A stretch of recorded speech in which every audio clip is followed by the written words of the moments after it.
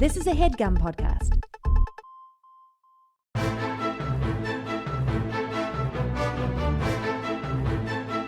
Hello and welcome to the Complete Guide to Everything, a podcast about everything. I'm one of your host, Tom. And I'm Tim. Tim, how are you doing this week? Tim. Oh, no. The facade is shown through. The simulation is collapsing. Did I just call you Tim? You did. It's because I'm so excited, Tom. Tom. Look, Tim, Tom, we've been doing a ton of these. We've been doing these for a long time. Sooner or later, you're bound to screw up and forget your own name. I told you, Tom. We gotta stop doing this thing. Like, number one, that just happened, right? Yeah. I called you Tim. I got us confused. We're through the looking glass. The other thing is, I was telling you I was at a baby's birthday party the other day. We were both invited to. Yeah. I was there with my wife. Mm-hmm. Several of our friends were there. It was great. You didn't go. Yeah. And people kept coming up to me being like, hey, what gives? Where's Tom? Yeah. And I don't know. And like, none of our friends listen to this thing. Like, why? Like, it's not like in other ways, like it's not like Tim and Tom, the inseparable boys in life. Like we see each other once a week, maybe twice a week, to do this. Yeah, and then like, hey, maybe grab beers another night. But like, and most of the time when we're hanging out outside the show, it's not just the two of us hanging out. No. Like we're hanging out with other people. Yeah, because why would the two of us hang out outside of this? This is without capturing it. Yeah, I mean, it's if gold. we're gonna do it, we might as well goddamn record meal it. ticket. Yeah. Can't monetize conversations between the two of us, that aren't recorded. Exactly. You can't put ads on just one of us ranting at a bar. No. So what's the use in doing it? Exactly. Tom? Uh-huh. I am on a high. Yeah. From when we went drug to high? well, I guess this will disprove our point. We went to a Broadway show together last week. Yeah, but outside of going to Broadway shows together occasionally, we never hang out We outside record the show. the podcast. We go to a bar, or sometimes we get nachos together, and sometimes we just go to a Broadway show once in a while with each other. Sorry, we live in New York. Yeah. It's what New Yorkers do. And if you don't like it, don't move here. Yeah, we don't need you. Yeah. This city never sleeps. I haven't gotten sleep in decades, Tom. Yeah, I'm just from wired, just drinking coffee. Yeah. Although when we went to see the Broadway musical, it was not just the two of us. It was also our how would you phrase her now? Friend / former engineer, sometimes current. Yeah, but I don't refer to you as my friend / No, but I'm just saying former how high she's school classmate. I'm just saying how she's related to the show, Marika. Yeah. Yeah. We're recording at my apartment as of a couple of months ago, not because of anything. She quit. No, she didn't quit. We went to see Broadway. Yeah, with we went to Marika. Broadway. Marika Yeah. likes Broadway a lot. She's our friend. Yeah. And she was like, hey, you're going to like this ridiculous thing. And by like, she means Not like. not like, but you'll get an episode out of it. Yeah. So the three of us went, and Marika, because she's a big Broadway head, did all the heavy lifting on finding us tickets, so we didn't spend like $500 going to this. She knew how to get cheap tickets, but I will argue, not cheap enough. Nope. Still more expensive than like I don't know, going to like a matinee of a second run movie or something. Something so more, like more than like $4. Yeah. Can you still do that? Are there still places in America where you can be like, Sunday afternoon, I'm gonna go see Mission Impossible 4. The one from Ghost a few years ago. Protocol.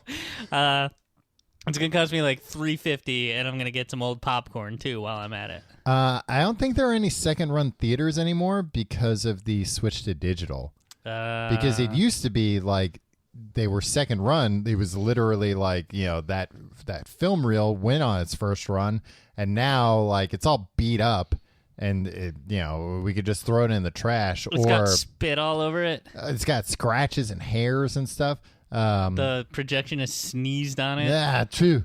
Yeah. Or we can. It's all dusty up there, right? Yeah, I mean they can booth? just, if somebody sneezes on the film, they can just wipe that off. Yeah, but like it leaves a residue. Not if you get to it in time. What do you? It's phlegm, Tom. And it would only be like a few frames that would have snot on them.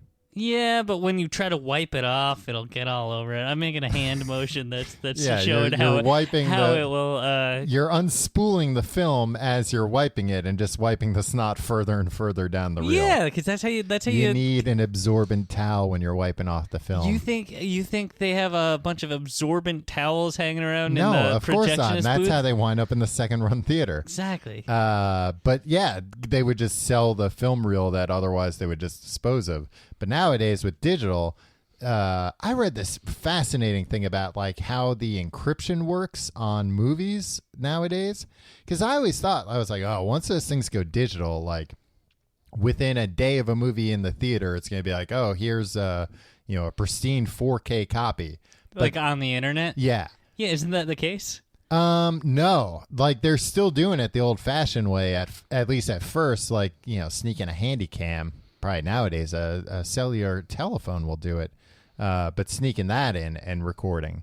Yeah, but you can't capture 4DX on a phone, my friend. It's true. But there were like a bunch of the long and the short of it is when a digital movie starts up, when you're going to see it, like it pings a freaking satellite and is like, hey, we're going to show a movie. Is that all right? And they're like, all right, but like we're keeping track of it. We're going to charge you for this.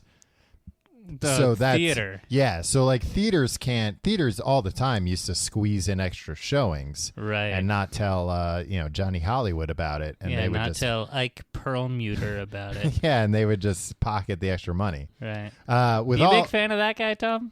No, I don't like that. Ike Perlmutter. No, he stinks. He's a real jerk. I don't like anybody named Ike. Get a real name. What? What about DDE? Oh, I like Ike.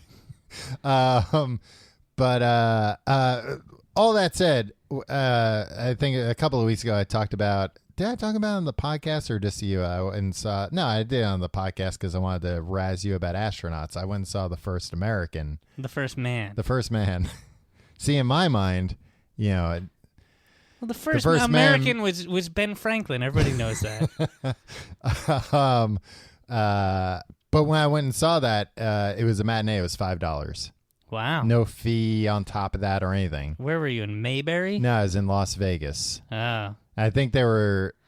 I don't know why it was so cheap, because I was like, oh, like, movies are $5? I put $5 in a slot machine, and it instantly disappeared. First time I went to... I just gone and seen all these movies for $5. Yeah. First time I went to Atlantic City, I was, a poor, like, 23-year-old or whatever. Yeah. I didn't realize what I was doing because, like, I put money on a card because you do that. Like, you load up and I put the card in. I didn't realize I was at, like, a $20 a pull slot machine. Yikes. And I spent, like, $60 in, I had budgeted, like... Oh, come on. You got to read. I don't know. At what point before then had I been notified about a $20 slot machine? Yeah, but you know what? I guarantee that was like you got big eyes for the fanciest slot machine in the place. It was the Wheel of Fortune. Yeah, that's what it was. Yeah. You gotta realize, like, if there's a slot machine that's like all by itself and it's gigantic and blinking lights, like, that's a high roller machine. You gotta go to the old ones with like cigarette stains in them and stuff. Yeah, I don't want cigarette stains. The penny slots. Penny slots. People with their oxygen tanks. King Kong the Musical. Yeah. On Broadway. At the Broadway Theater. Yeah. Which was confusing when I was trying to find directions there. Like, put that into my phone right before I left. Abbott and Costello. You were Bud Abbott. You were like, no, the Broadway Theater. And they were like, which one? Which Broadway Theater are you talking about? Come to the Broadway Theater. That's where it is. I know which Broadway Theater. No, actually, I thought it was more like a trap or something. Like, oh yeah, King Kong. Well, it's at the Broadway Theater, of course. Where else would it be? Like too generic. Yeah. Did you think? What did you think? It was some sort of sting operation? Yeah, it was some kind of YouTube prank or something. To round up morons who wanted to see this King Kong musical. Yeah. Although, in fairness, strengthen the gene pool. Anybody that wants to, just take them out. I mean, make New York City a smarter place. The King Kong musical was filled with either like, you know what? I was going to say it was like either impossibly old people who were just like, I remember when King Kong came out, but I didn't even see that. I think those people are dead by now. I think it's been too long. Well, the movie came out in 1933. Yeah. So, like, there could be 100-year-old person that was like, I was 15 when this came out. But other than that, like, and like, were teenagers too cool for like King Kong in 1933? This was before, like, teenagers weren't a thing till like the 50s, where like people took them seriously, right? It was still like, shut your mouth, child, or like, go work in this factory. Yeah, I mean the idea of adolescence. The factory will probably catch on fire. The idea of adolescence didn't come up until after the 30s, like you know, the science of basically being like, oh yeah, the human brain goes through this transition between childhood and adulthood where it's angry and horny all the time. I think Britney Spears said it best. Not a girl, not yet a woman. Yeah, yeah. What paper was that in that she read that? I think some scientific journal. I didn't read the whole thing, but I read the abstract. Okay. So yeah, I don't know if like who the hell was going to see movies back then? Just rich people? I don't know, maybe everybody. Yeah, but you say everybody, but I also think like in the 30s they were like white people.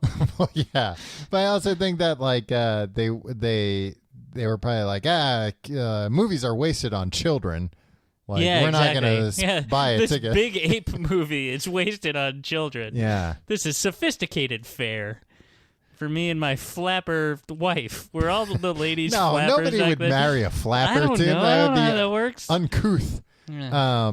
So the theater, maybe there were some 100-year-old men there looking like, oh, I wanted to see this in the theater, but then the war happened. I mean, the war happened like a decade later, you know.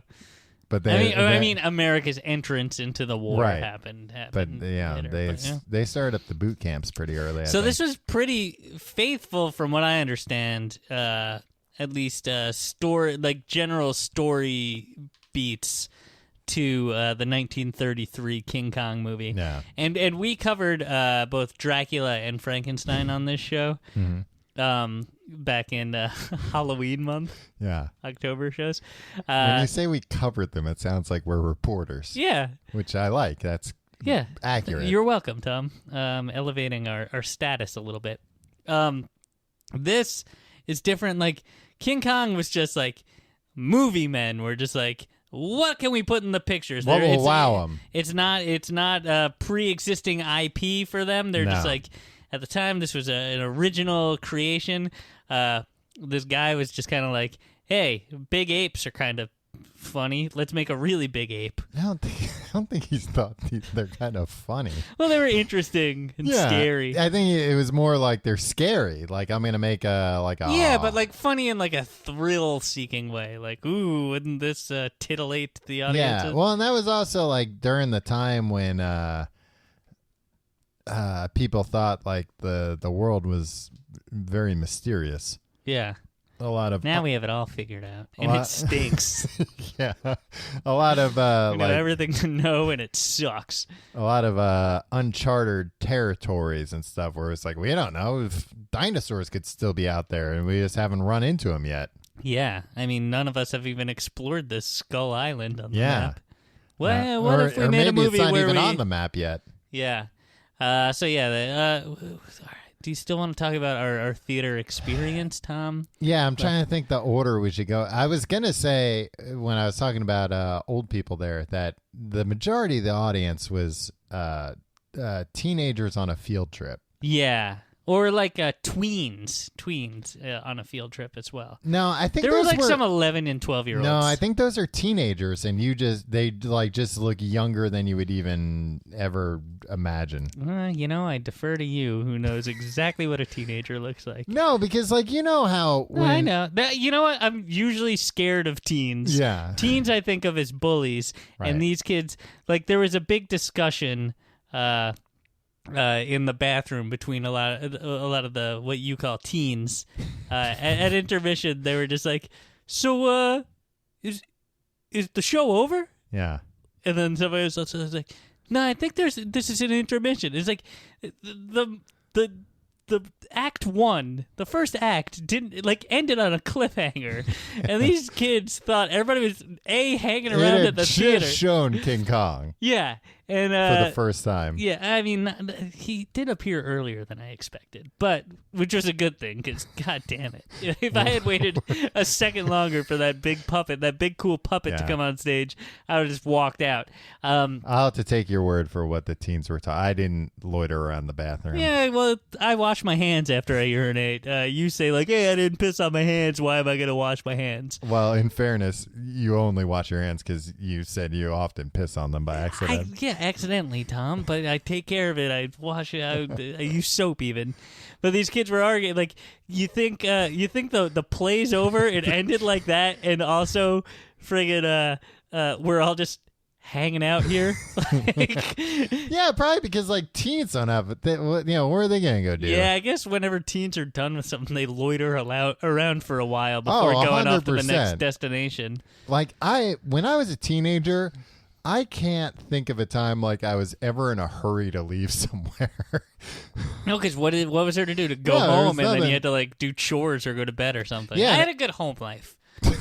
All right. Well. I enjoyed being in my home, but it's just like, you hang out with your friends because like you're not allowed to be like, hey, we just saw a movie. You want to go grab a drink somewhere? Like, right. Yeah, you're meant to like tell people where you are, account for this. Right. Well, and especially like teens nowadays, like they're on their dang cell phones so much, just like everybody. Yeah. Man, I've been getting so mad at old people being on their cell phones all the time lately. Old people are and they're worse so judgmental about like, this generation. It's like you're on your cell phone constantly, old man. Yeah. Get off your goddamn phone, you old kook. I was at a thing recently where there was like a break, and this dumb old crone next to me was like, everybody's on their phones. And I want to be like, oh, I'm sorry. Let me freaking talk to you, some strange old lady. Like, relax. Get a phone. Did you say that to her? No, of course not. But I was just like, that's very rude. And like, I've had that happen. I've seen that where people on the subway will be like, look at everybody on their phone. Should we all just stare at each other, strike up conversation? Like, come on, get a life. Tom, I have to disagree with you on that. You could read a book. But I've made the argument, which also infuriates me, what you just said, because often when I'm on the subway, I'm reading a book on my phone. Like I'm in the Kindle app reading a book. Tom, let me tell you something. Anybody who reads a book on their phone is a sociopath. There's just a crazy person. You get like 16 words a page on that thing. No, I've got a big phone now. Yeah, big boy phone. A big boy phone for a big boy. But like it is a marked difference, Tom, from a pleasant society. Mm-hmm. It's like a dystopian future. Like if you had thought even like in 2006 that you'd walk onto a subway train and everybody would be like staring like zombies at little screens in their hands. That it's weird. Like it definitely. It's weird and it's probably bad. Oh, I know it's definitely bad. Yeah. It is weird, but at the same time, like I just get mad when people are like, we should all put our phones away and talk to each other. Shut up. We also probably should do that. We should, but look, I'm not ever gonna do that. Even if I put my phone away, like I'm gonna stare into space and everybody leave me alone.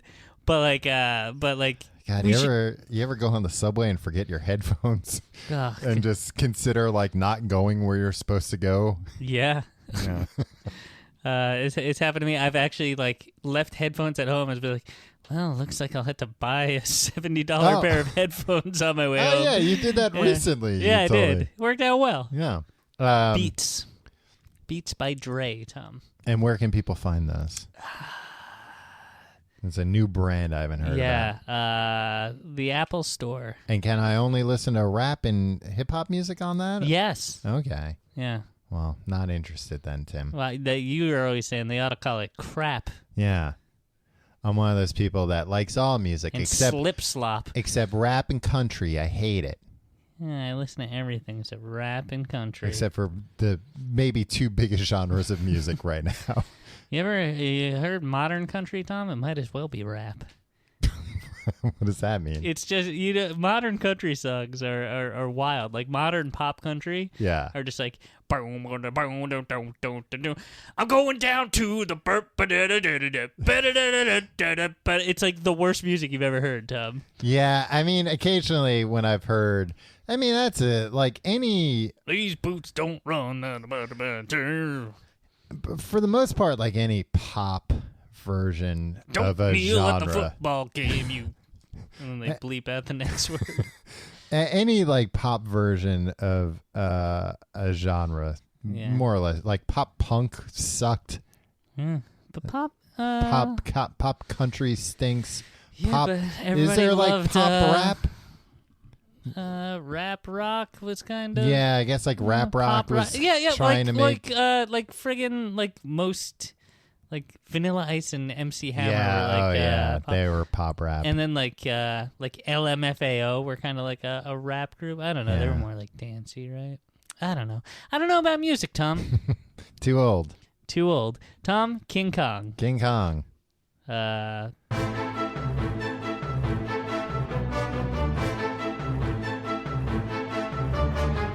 King Kong. The musical on Broadway. We've skipped a few things. We've realized we used to go 4-hour break. We went and saw the musical again. Yeah. It was great this time. This time I really enjoyed it. They've retooled it since last week. Okay.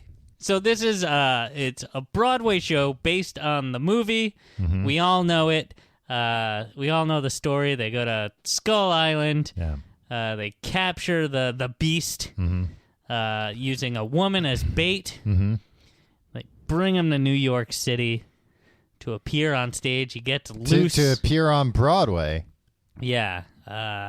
He gets loose and climbs to the top of a building. Empire State Building. Yeah. Not just any building. It was a little unclear in the Broadway version. We'll get to that. You have to pay for the rights. I learned that from the Spider-Man game. Because like there are buildings missing in that, and the developers were like, oh yeah, it was too expensive to license that building's likeness. So yeah. Which is crazy. I think if something's out in the world. Yeah, I think the Empire State Building's not in that building for that reason. Not in the video game. In the video game. Avengers Tower is. But that's a fictional building. Is it? Not in this universe. I mean, yes, in this universe, but not in the video game universe. Right. That's what I was asking. I usually ask most questions assuming we're talking about the Avengers universe. Right. Is this canon? You always ask if this podcast is canon to the Avengers movies. They shoot him with guns from aeroplanes. He falls to his death. Yeah. That's the story. Scene. We know it.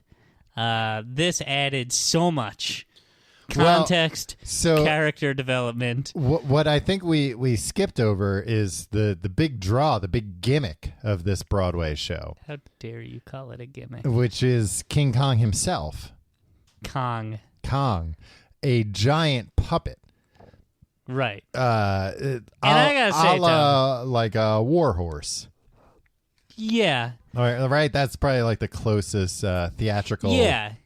I mean, it was big, Tom. To be honest, it wasn't as big as I was expecting. You know what? He was a little bigger than I was expecting. So this puppet is, I mean, to call it a puppet, boy, this ain't your grandpa's puppet.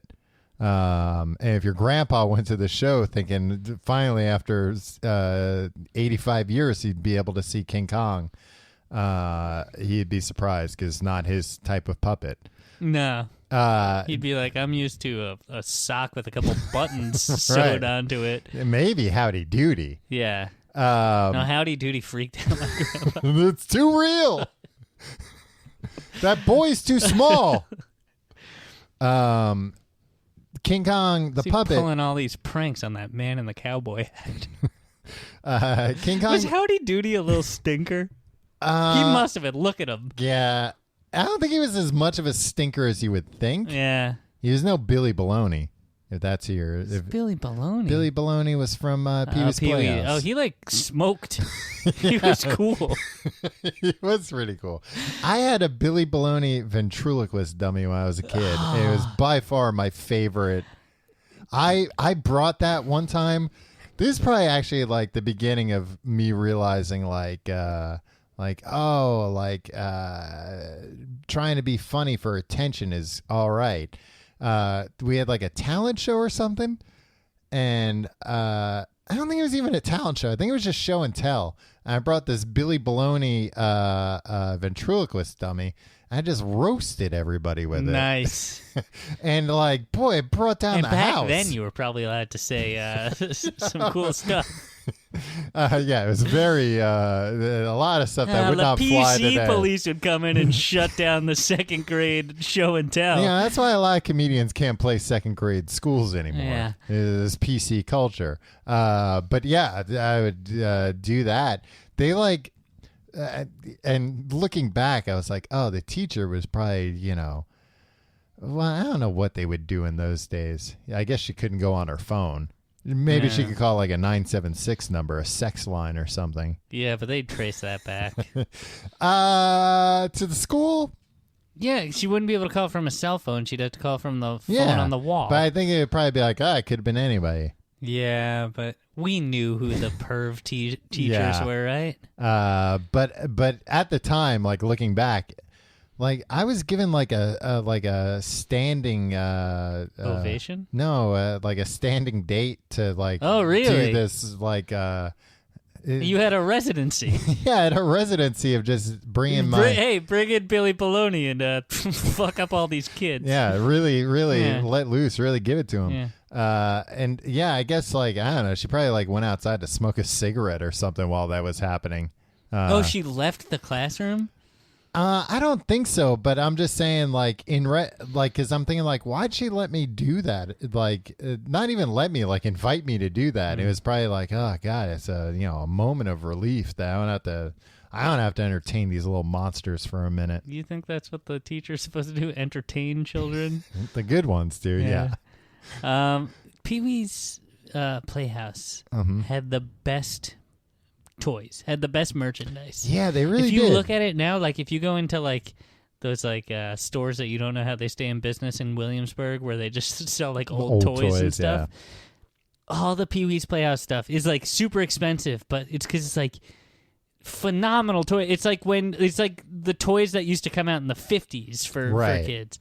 Great stuff. Oh yeah, I mean this Billy Baloney ventriloquist dummy, like I don't think it was expensive, but it was so high quality. Like he had a little suit he wore, and it was like a real suit. Like it was like a real jacket and everything, like a real tie. Like it was all fabric. It looked like the Billy Baloney on the TV. Yeah. Like that's all you want as a kid. Oh, yeah. That's all you want to look like the thing on the TV looks. I remember when I was a kid, I got a Fraggle that was like approximately the right size of a Fraggle. Yeah. And it was like, oh, this is all I've ever wanted. I just want to pretend like this is a real Fraggle. Yeah. And kiss it. Kiss it. And Moki, were you kissing, were you necking with Moki? No, which one was Moki? I don't know. I think I had wore red. Like big sweaters. Yeah. Oh yeah, that's Moki. Yeah. I think I had red. So they had this big puppet on the stage. 9 puppeteers. It was a phenomenal puppet. 9 puppeteers, and then it looked like 4 additional animatronic puppeteers, like in a booth. Yeah, we saw them all go into the booth in the beginning. Did you not see that? I didn't notice that. Thanks for nothing. I thought you were paying attention. You were probably on your phone. No, I wasn't on my phone. You and your phone, I don't know. Tom, this puppet was great. Yeah. Did you share in my, here's my assessment of the show. Mm-hmm. Is they sold, we got $50 tickets, $49 tickets, right? $49 and they were each. in the balcony. Yeah. It's fine. There were a lot of kids around. There were a lot of empty seats. They were like bad seats in a theater that doesn't really have bad seats. Yeah.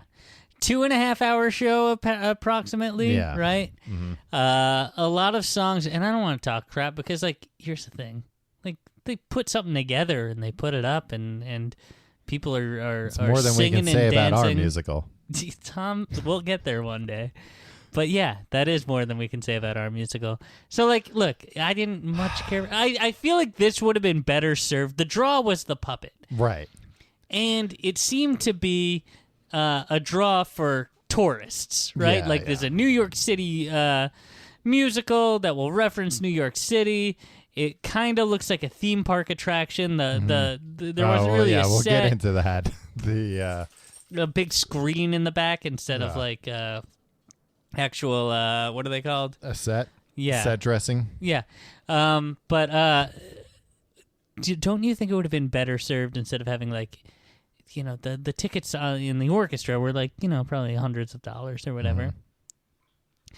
They do 1, maybe 2 shows a day, 2 shows on Wednesday, Saturday, Sunday, right? Mm-hmm. Don't you think they should do 5 20-minute shows? Of just the puppet. Just the puppet and like a couple of people like pretend that it was like the like hey, step right up and see the thing, right? And people come in and like you don't have to hire a full orchestra. Yeah. You don't have to have 30 cast members and all this. You just have like the puppeteers and crew. You charge, you know, $30 for a half-hour show, you know, whatever, and like it builds up to it. And then you get people in and out all day, right? Because it was pretty much you're there to see that puppet, that amazing puppet, right? Not to take anything away from the actors in the show. I just felt like a lot of people were just kind of like, "Where's the puppet?" the whole time, and through no fault of the other people. But when there's a puppet that good on the premises, you're just like, "Well, show me that thing." So yeah, 9 puppeteers, and like, so they're all like wearing like black, so they kind of blend in, like leather pants, Tom. Leather pants, hoods. So like they're not, you know, they're not trying to be like invisible, but they're trying not to be distracting looking. Although like there were a few, actually I thought there were kind of cool moments where like the puppeteers would kind of like act for a moment. Did you notice that? Like there was one of them held up a skull and gave a soliloquy. No. Soliloquy. Jeez, my mouth's not working today, Tom. No, there was like one moment where I think it was like King Kong was like trying to get Ann Darrow to go with him, and like he motions, but then like all the puppeteers like stepped out and like all put their hands towards her. Oh, I didn't notice. That was like, I thought like one of the coolest moments of the thing. Or I was like, oh, they're real. But anyway, yeah, giant puppet. It had like metal bars on the back so people could climb up it. Occasionally, like a puppeteer would climb up there and you'd be like, what's going on? They're climbing up on top of the puppet. I don't know. Is that safe? And then they'd like latch on a handle. Cable. Yeah. A handle onto one of the cables, and then they'd be like, Geronimo, jump off the puppet, pull the thing down, and that would make King Kong's arm go up. Yeah, it was a lot of effort to make his arm go up. It was fascinating. It was all on like pulleys and stuff. At one point, like he comes forward in the stage, so like 2 lines came down and 2 people like latched them on so it could pull him. A lot of latching of cables. And you know what? I like it. Me too. I'm pro latching. One of my biggest problems with Broadway musicals, not enough. Let me see those cables being latched and unlatched. A little bit. Come on. I'm paying good money to see some good latching. Well, and one of the biggest problems with Spider-Man, Turn Off the Dark, occasionally they forget to latch a cable or 2. Yeah. And it would end in tragedy. Exactly. Number 1, we don't get to see that sweet latching. Number 2, some guy falls and breaks his neck. 30 feet down to concrete. Yeah. So yeah, that was the puppet was very neat. It was very cool to watch. One of the guys doing the animatronics was also doing the voice, which was which made sense because before I found that out, I was like, they're doing like a really good job matching all this up. Right. Like they must have rehearsed the hell out of this to get to that point. But I'm sure they did rehearse quite a bit, Tom. Well, I was saying to you, if you look it up online, the like reveal of the King Kong puppet was 5 years ago. And they, I guess it was at like some Broadway convention or whatever. And they were like, here's like the Broadway con, the big thing we've been working on that everybody knows about, but nobody's seen yet. And like, it was identical to one of the scenes where it's like Ann Darrow singing to King Kong. And the puppet looked like, looking at it, I didn't notice any big changes that they made in that time. Right. So yeah, for 5 years. You think they made that puppet and they're like, all right, now to write all the songs. Well, it seemed like, and I don't want to be mean here, but it seemed like it didn't occur to anyone until a couple of weeks ago that they should write some songs for this thing. And they were like, well, there's not enough time to write songs. Let's just see what's on like some royalty-free Broadway site. These were songs that they all sounded like Broadway songs, but they did not have any like catchiness to them. Nothing memorable about them. They were just like very generic. Do you mean to tell me that "Dance My Way to the Light" didn't make a? All right, ready? Mm-hmm. No, never mind. What? Tim has a playbill in his hand. I was gonna, play Bill. That's right. Wink, wink. Did you write all the songs from King Kong on a Playboy centerfold? Is that what you're implying? Queen of New York. Do any of these ring a bell? Building the boat, setting sail. I remember when they did build the boat and then set sail. Yeah. Cabin soliloquy. Oh, there was a soliloquy. I remember Queen of New York. It was like, I'm going to be the Queen of New York. I'm going to be the Queen of New York. Okay. So that's all you need. Yeah. I don't think that was the melody, but that was the general gist of the song. Right. So they go, I mean, look, it's a simple story, right? Yeah. And they did it simply. It's a simple story, poorly told. So I don't want to give everybody the wrong idea. I thought the actors in this musical, I think they did well. I just didn't think I didn't think they did the best with what they had. Yeah, which was not much. And also, like, unfortunately, it's like, you know what? You ever watch? I think everybody's. I'm gonna ask you. Did you ever watch The Dark Knight, the movie? But like. What's that about? It's a character from comic books. I think you might know him. Spider-Man. Spider-Man. But there's the Joker's in it. Mm-hmm. Batman is the guy, Tom. And I don't like that movie, The Dark Knight, because it's like too dark. I think too scary. 4.5 hours long. How long is it? I don't think it's actually like insanely long, but it's over 2 hours. It's probably. over 2.5 hours, actually. No, 2.5? Yeah. Really? I remember you and I had a conversation. It actually came up. I was searching for something, and an old chat of ours came up from GChat, which is the craziest thing, that like offhand conversations that we had in 2006 or 2007 are like archived and accidentally searchable when I'm searching for something. Tim, I assumed all those conversations were off the record. Well, I'm putting it on the record, and you and I were like amazed. Like, you were like, did you hear this new friggin' Batman movie is going to be over 2.5 hours long? Yeah. And I was like, holy shit. And you were even like a little skeptical about it. Yeah. And now every movie's over 2.5 hours long. It's like, we need to go back to the good old days. Anyway, once they show the Joker in that movie. Yeah. Every other scene, you're just like, where's the Joker? Yeah, but where's the Joker? Yeah. And I feel like that's the issue that the King Kong musical has. Once they show that puppet, you're just like, well, bring Kong back. I don't care about what these people are doing. When King Kong's off the stage, all the other characters should be asking, where's King Kong? Exactly.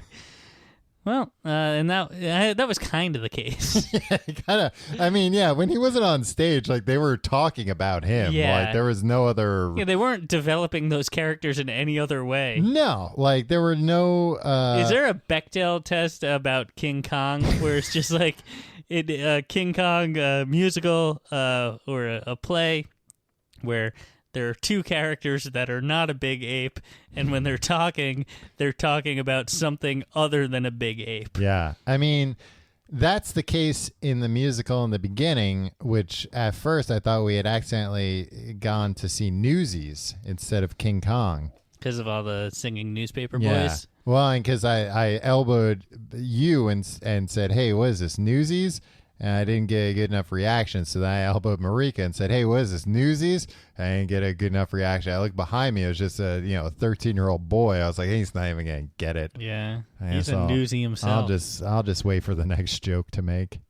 Musical terms. The puppet was really cool. There was a woman, Tom, sitting next to me, or like a couple sitting next to me. Yeah. I think the woman in this couple was under the impression that the events transpiring on stage were happening in real life, in real time, in front of her, and she spoke full voice. I noticed that she was speaking full voice. Yeah. That she was not whispering a single word. She said. and she didn't stop. It was just a constant stream of consciousness. Yeah. I couldn't tell if that's actually what she thought. She was speaking Russian. Was she? Yeah. Oh, okay. That would explain why I didn't understand what she was saying. Yeah. And her husband or date or whatever would occasionally indulge her with a response that was just like, right? But like mostly he was spending his time leaning halfway into my seat. Luckily, there were enough empty seats in the theater that we were able to significantly upgrade our seats at intermission. Probably all those teens who thought it was over left after hanging out in the bathroom for 25 minutes. After seeing an hour of a musical and being like, oh, God, that was so long. Let's get out of here. Yeah. Let's go to the Cheesecake Factory, Skylar. They're all called. So I will say that I think, what did I say before was the best part of the musical? Oh, when all the puppeteers broke the fourth wall? Yeah. But the other best part, by far, and I kind of had a feeling going in. Well, I had two feelings going in. One was I knew there was a part where King Kong would fight a snake. Mm-hmm. And I was like, that's going to be cool. It actually wasn't that. The snake was too short, right? Yeah, when the snake appeared on stage, you, without any irony, just went, yes! Well, because, true to form, just like a real snake, he slithered on there, and like a lot of people didn't even notice him at first. He was glowing neon green. Yeah, but like just his head kind of poked, and he was gigantic. He was King Kong proportioned. Yeah. Like, it took maybe like 5 people to control the snake. What the hell is going on Kong Island or Skull Island? It's a crazy place. Got so many big animals. Yeah, there. that's the whole point of Skull Island. It's mayhem there 24/7. Yeah. Um, I'd like to know what else is there. Did you ever see the 2005? What's his face? Peter Jackson. King Kong. No, we talked about this for a second. I don't think I have. Like, I think maybe I've seen like a piece of it on HBO once or twice. It was pretty good. I saw it in like IMAX, or it was like partially in IMAX. I seem to remember like people thinking it was like way too long, but other than that, good. Yeah, it was in. You know what? Here's the thing. King Kong is like one of those things, like Lord of the Rings was for a long time. I think Peter Jackson got cocky, where like everybody's kind of in love with it in the industry. Yeah, but like we're not all that interested in it outside. The normal man on the street is not demanding more King Kong content. No, content. Yes. Anyway, I don't know where I was going with that. Oh, they had some, like, it was very long. It was like over 2.5 hours long, I think. I think it was like 148 minutes. Oh, the Peter Jackson one? Yeah. No, it's like 3 hours. I think it's literally 3 hours long. It's very I saw long. it in the theater in Los Angeles, Tinseltown, pretty much. Although you want to see it in New York because that's where it's set. Mm-hmm. But anyway, I kept a safe distance from New York where there was a giant ape running around, and the Skull Island stuff. Yeah. He fights like 8 different large animal monsters on that island. It's pretty cool. That movie came out last year called Skull Island. Yeah. I watched the first 15 minutes of it. It mostly took place in like the halls of the Senate and like a lot of people talking to senators and stuff. And I was like, all right, John C. Reilly isn't even being funny. I don't think he was even in it at that point. Yeah, no, I think he lives on Skull Island. He lives there? Yeah, no, I think he's a human lives on Skull Island? I think his character, and again, I'm basing this on like seeing the trailer probably 2 years ago at this point. I think his character is like somebody who's been on Skull Island for like a long, like he's gone native on Skull Island. He was like an explorer that got lost there or something. But that that Kong Skull Island is part of the like the new King Kong universe. Or yeah, he's whatever. gonna fight Godzilla. Yeah, did you see that last Godzilla movie? No, with Bryan Cranston. Yeah. But he's not in it for long. Yeah, he dies. I mean, spoiler alert for a movie that came out years ago. They just wanted him to use that. They wanted to use him in that trailer. Yeah. He gets killed off like pretty early on. That was a pretty cool movie. It had cool moments.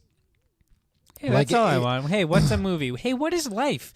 But a bunch of moments strung together, right? None of it was like necessarily bad, but there were a decent amount of parts that like kind of dragged. But now they've got the new Godzilla movie coming out soon, I think maybe next year. And then 2020, I think they're filming it now. King Kong vs. Godzilla. You heard it here first. Yeah. Hollywood update. Tom, at this musical, King Kong the Musical on Broadway. Yeah. They sold these Kong premium seats. Do you know about this? No. Sit in one of the first 3 rows of the orchestra, so close to the king that he could almost reach out and grab you. $400. $400. But Tom, is that why he like steps out? At the end, Act 2 is going along at a pretty good clip. Yeah. There's actually some good stuff in Act 2 when they're rehearsing the Broadway play within a play. Yeah, that was the best part. It's actually pretty funny. And then they're doing like almost like a Michel Gondry-esque like, low budget version of what you've seen so far. Yeah. Like a school musical version. I was like, this is great. I would watch this. Like, this with the big gorilla. That's what should have been the 20-minute experience, right? And then, and the other good part, and if anybody's going to see it, like... I still haven't said what was actually the good part. Oh, wait, what was the good part? No, I'll wait. You say this. There was a part that was actually entertaining, but, like, they didn't go far enough. It was the actual show, when they were mounting the show, and you were supposed to be watching the Broadway show that was showing him off as a spectacle, and they had dancing girls come out, but he broke free of his chains, so they had to close the curtain, and then they had dancing girls in front of and you hear all this mayhem of King Kong, like, killing people and escaping in the background, and these 4 kind of showgirls just trying to keep it together in front of just a red curtain, right? Yeah, I think the guy Carl, he like sends them out. He's like, go dance. Like you hear him like go distract. I feel like they could have played that up for way more laughs than they actually did. At one point, one of the girls like tries to like leave the stage and gets pulled under the curtain and presumably killed by King Kong, eaten, which was pretty funny. But like, I feel like they could have done a whole musical number with like just mayhem going on in the background, and they everything kind of felt half-assed, like people who like weren't in show business made this musical. Did that like to that point, before the show started, like there was an announcement like no photographs, and then they're just like, put your phone away or he might get you. Yeah, it's like that's not like King Kong's not like a guy that gets yeah, people. and if you wanted to like the, he's not like Dracula. He's not gonna sneak up behind you. Yeah, there's a better funny line to Yeah. be, but they just didn't like spend time on any of that. I feel like they got the puppet and they were like, all right. Yeah, a lot of the musicals seem like they didn't run it by anybody first. Yeah. to get like, hey, is this like does this Is this entertaining? Like, does this joke work? Is this scary? Remember, yeah, there was one point where he's like he says Anne Darrow, like she flies the pretty sparrow flies straight as an arrow, is hungry, because then she's like, he buys her food and she's supposed to be poor, so she's like shoveling in her mouth and he's like, hungry as a wheelbarrow. And I got so mad. I turned to you and Marika. I was like, that's not a joke. Like, that doesn't make any sense. Just because it's delivered like a joke. It was delivered as a joke. It's a joke. Doesn't mean it's a joke. A wheelbarrow isn't hungry. It can hold things, but it has no desire to hold things. Yeah. Anyway, the one good part of was the part you just described that you said was not good. Oh. I like that part mostly just because they were playing sounds of the audience screaming from behind the audience, and I kept looking, so I was like, is this real? You're one of those people that at a 3D movie you're reaching up and trying to grab the stuff. Yeah. No, I mean, it would be cool if they just had like audience plants. Oh, that'd be amazing. Nuts. And there was enough room for that. they could have put the entire cast in the audience. Or if it's a matter of we can't find people, go out into Times Square, grab a few people. They'll be screaming anyway. Yeah, put them in newsy hats and send them in the audience. Yeah. Sorry I described that whole thing that you were going to describe. No, because you're right. Like, it could have been done way better, but like, I did like how and again, they could have done a better job doing this, because at one point, like, it does shift where it's basically like, okay, now you're no longer watching a musical. You are in the audience for Kong being revealed. And I feel like they could have done a better job kind of hammering home that transition, because that was a cool experience. Or it was a cool experience. It could have been a lot cooler. Yeah. And I felt like when they were playing the screams, at first I was like, are these fucking tourists? Or do they think this is real? Are they screaming? I'm looking over there. I'm like, nah, there's not enough people over there for all this noise to be coming from. But then I was like, oh, this is neat. Like, yeah, this whole thing should be like an immersive theater experience. Like this play should start with like how, or this musical should start with like how this would happen. Yeah. How this guy Carl would present King Kong on Broadway. Yeah. Exactly. And that could be a half hour, because it ends with him getting loose and all hell breaking loose. Yeah, make it like a Sleep No More. Have it be immersive, and just have it be like, hey, you're here, hey, King, and as you're going to your seats, have the freaking ushers in 1930 like, you here to see King Kong, eh? Well, yeah, he's gonna really show it to you, isn't he, boy? Puppet didn't have genitals. I know you were upset about that. He didn't have a butthole either, from what I could tell. You know what? I was happy about both of those. No, I mean, his genitals and like general butt. I mean, he didn't have his ass to the stage very often, but they were like shrouded in shadows, so it was like So he gets loose. Yeah. Right. And then he's running around. The biggest applaud. People didn't applaud after the big show-stopping songs. Explain, before you get into that, the background of all the entire show. Like the background of the set. Oh, it's instead of like, I'm trying to think of the word. Set dressing. No, because there was set dressing, Tom. Yeah, that's true. There was just a big screen instead of a like a backdrop. Yeah. Stands? Is that what you're thinking of? No. I think you're thinking of a backdrop. No. What are you thinking of then? I don't know, Tom. I'm trying to think of it. Anyway, it like the whole back of the stage was a huge screen instead of like a matte painting or something that another thing would have had. Yeah.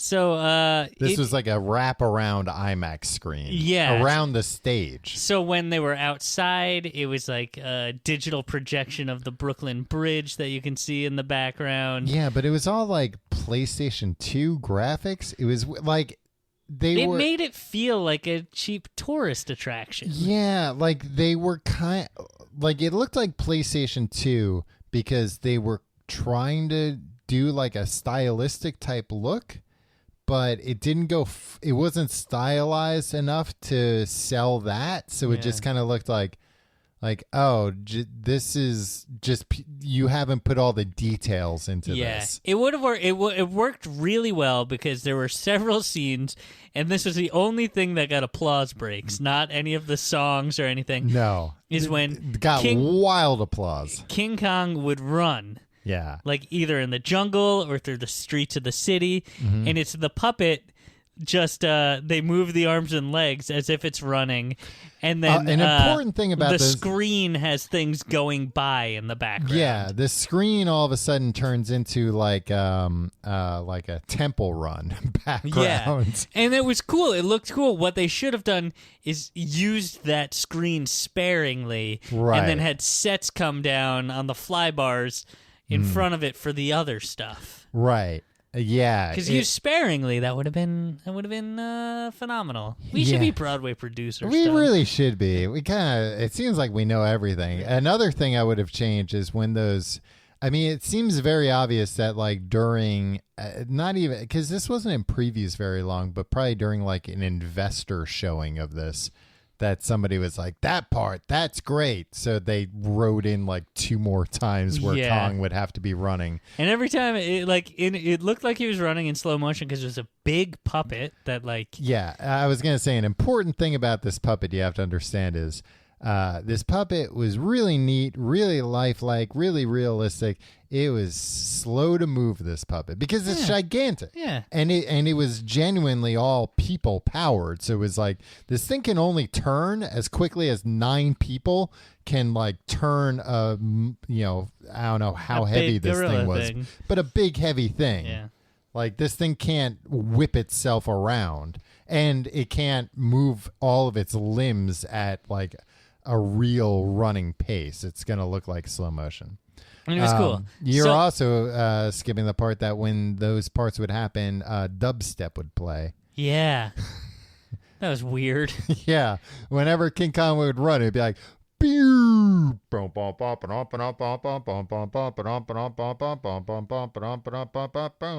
then everyone was like, yeah!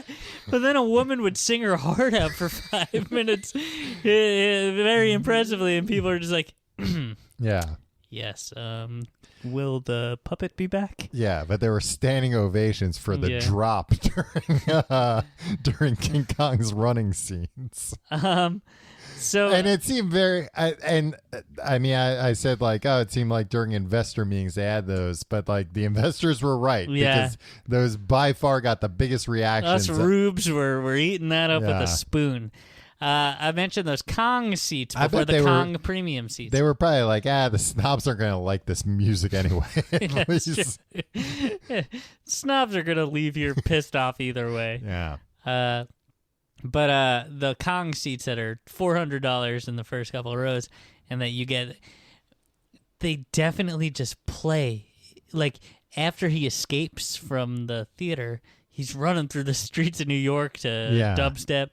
And then there's just a 5-minute break where King Kong... Like everything blacks out behind him. Yeah.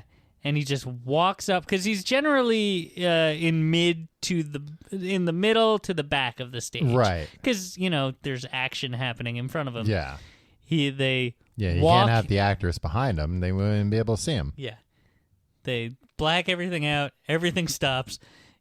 They walk him out to the front of the stage. Well, Tim, you're skipping. They latch. Oh, there's so much latching. Oh, man, I was eating it all up from the balcony. Yeah, latch them. But then they just, it's a little less impressive because it felt like they turned on all the house lights or something. Yeah, and he just kind of goes to the front of the stage and is like, but they have his hands go out over the first couple rows. Yeah. And it's like, He doesn't touch them though. No, like he comes pretty close, but not close enough. But it's to give those Kong premium seat buyers their money's worth. It's like, I just wanted a thrill. The best part about it was we went on, was it a Thursday night? Yeah, something like that. We went on a weeknight. There was nobody in those premium seats. Nobody wanted to pay $400 for that. No, and also so they were just doing that to empty seats, and that's got to be fucking demoralizing to those puppeteers. And also, like, you know what? If you're gonna do like a money grab thing like that, be like, and stay after the show, and you know, fucking King Kong will come out and shake your hand or whatever. That was definitely at the expense of character development or like, wrapping 5 up minutes. Everybody else is gonna have to sit here and just kind of watch this happening and be like, this isn't interesting. Yeah. Unless you guys are gonna pull out some more latchings. Yeah. Yeah. We did get to see him get unlatched, which was pretty neat. Yeah. When he had to latchings and to a lesser extent the unlatchings, but it was all enjoyable. Well, I was fascinated watching the cables that they latched to him to bring him up. When they put him back, them get sucked back up to the ceiling, because they did it very slowly, because I was like, oh, if they like rip those latchings, they're gonna go swinging like crazy. Yeah. But they knew. They knew. They waited for him to die down a little. When we're Broadway producers, that's one thing we're not going to have to correct about all this stuff. We're going to be like, the latchings, great. You guys know the speed to bring them up and take them down. That part's fine. You guys, your job is safe. Everybody else is fired. What do you think the odds are? Somebody's listening to this with the power to be like, hey, you know what? These guys got great ideas. Let's install them. They'll save the show. Because, Tom, I'm shocked that we have not heard. We saw this a little less than a week ago. Yeah. I'm shocked that we have not heard that King Kong's final performance is November 28th. Yeah, so I mean, the reason why I was excited to go to this was because this had Spider-Man Turn Off the Dark written all over it. Yeah, which we did go to and was also boring and not that great. Yeah, but it was... And we didn't remember even one of the songs. No, and you know what? I haven't been to... The vast majority of Broadway shows I've been to in the past, 5 years have been like, oh, this is so bad, you got to see it. Or like, this is about to get yanked unceremoniously off Broadway, and I'm like, oh, I gotta go see it then, but I have to see what's so bad about it. Yeah, I kind of regret not seeing the Rocky musical because of that. Yeah, I heard the fight scenes were pretty cool. Well, except the Winter Garden Theater, that's where Cats was. Yeah. That's all the time we have, Tom. Out of 5 stars, how many stars do you give King Kong? 5 stars. Me too. It's very good. Yeah, you know what else is good? The Skull Island Twisted Teas that we had beforehand. Yeah. No, just a Skull Island iced tea. It's a play on the Long Island iced tea. Oh, I get it. Yeah. It was pretty... it was strong. It was a bargain at $16. Yeah, I think it was strong mostly because they were like, we got to meet quotas of how much liquor we're going through. Yeah. There was no line. There was no wait. There was quite a line after intermission. I think a bunch of people were like, yikes, I got to double fist to get through this one. I don't have... I do have more. I don't have anything else to really say about Justice did some of the music, the band. When are these shows going to realize, don't spend your money on that. Don't get Justice or U2. Don't get a rock band, especially both those bands are well past their expiration date, their popularity I don't know date. anything about Justice. I got French. The country act? No, they're electro rock kind of thing. Electro. But the thing rock. was that sounds something that an elderly person would say. But the thing is, they never got super popular here, but even the height of their popularity was easily 10, 15 years ago. So it's just why are you getting these? Why don't you get somebody with Broadway experience? Get Lin-Manuel Miranda to do this. Yeah, he's just sitting around waiting for a phone call. Yeah, jeez. No, it just seems unnecessary. If you're trying to incorporate rock to like make your musical more appealing, like then you gotta go back to the drawing board. You wanna tell that to Andrew Lloyd Webber, Tom. And Phantom. He's got rock in all his musicals. But he's doing it. Starlight Express, answer me yes. But that's fine. I mean, and you joked about Lin-Manuel Miranda, but like he wasn't like, oh, let me get, freaking like Jay-Z to write some lyrics. Jay-Z did write most of the lyrics. Ghost wrote it. If you're writing the music for a thing and you feel like you have to bring in like a non-Broadway collaborator, it never works. Like, can you think of a time that's ever worked? No, and I don't even notice them, like the U2 thing for the Spider-Man thing. Like that was oh great, that'll be a great marketing hook. I was trying to figure out like. That would be a great marketing hook because nobody knows Spider-Man. No, but so we need another. No, but like you know what I mean. Yeah. Like it's another thing. Like, hey, Bono and the Edge wrote the music, so like it's best of both worlds here, or whatever. It turned out being really bad. I didn't know Justice was affiliated with this until I was looking in the Playbill magazine. And then I mean, I could be wrong. That could be something else. That could not be the band. And then I was trying to Google it, and like it's not listed anywhere on the site. So I don't know what's going on. I mean, that could just be like a person that goes by the name Justice, but I know Justice is a rock band. So the Justice League. That's for goddamn sure. Yeah, front to back.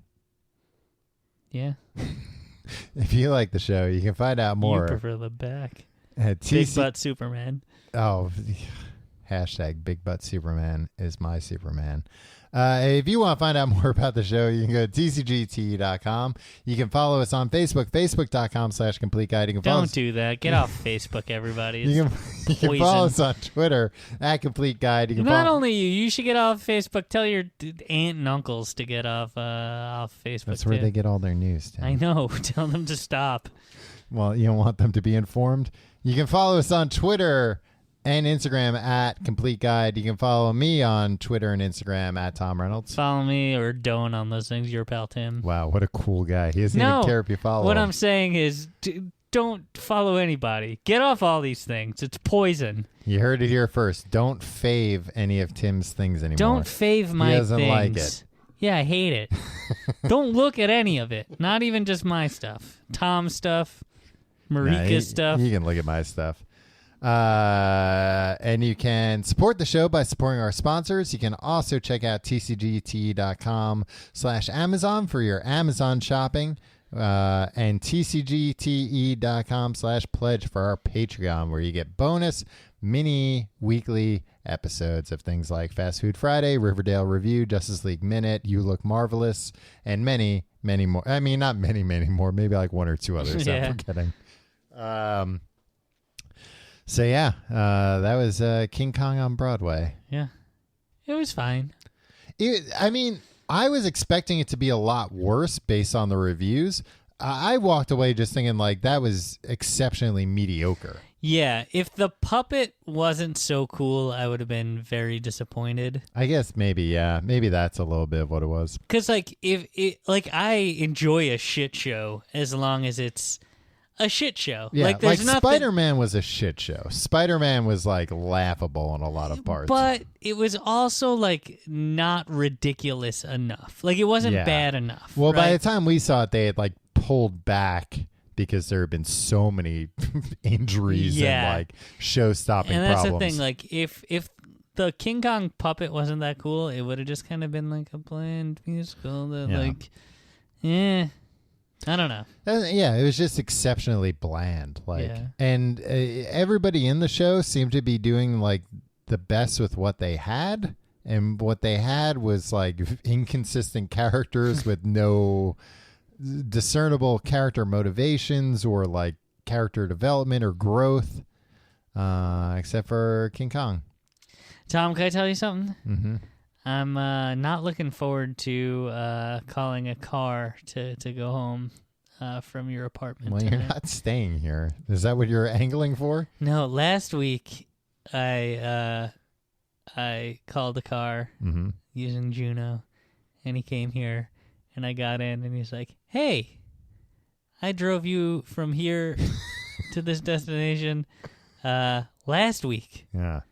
I was like, "Oh," and then I was like, "Oh yeah, you did."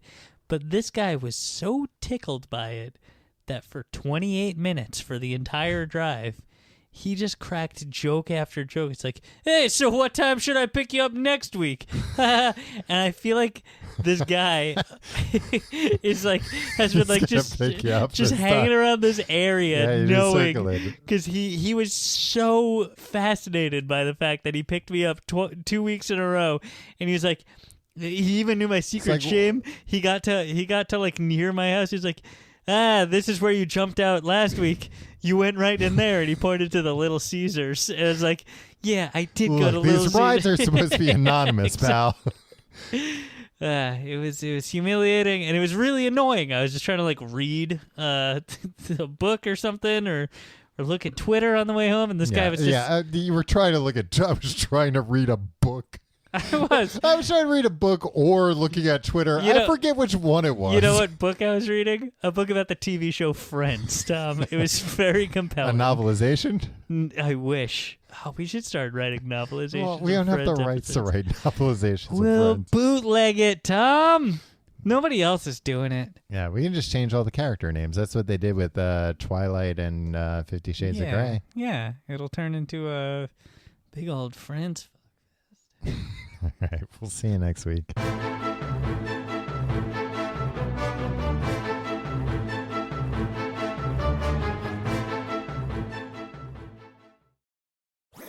That was a HeadGum podcast.